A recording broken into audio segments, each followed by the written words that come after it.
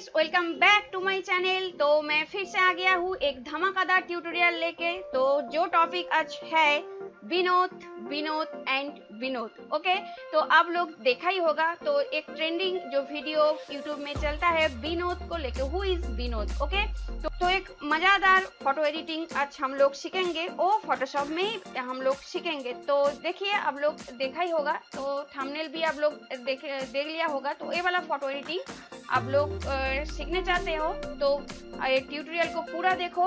मैं फोटोशॉप में सिखाऊंगी तो ये वाला फोटो एडिटिंग कैसे करके क्रिएट करना है, विनोद वाला फोटो एडिटिंग कैसे करके क्रिएट करना है फोटोशॉप में।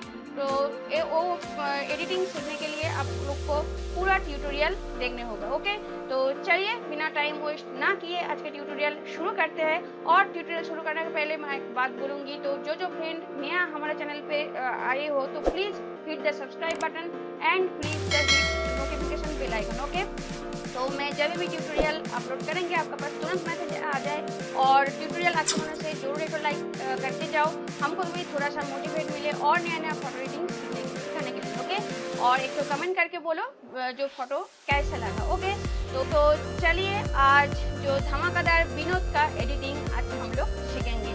तो ट्यूटोरियल शुरू करते हैं।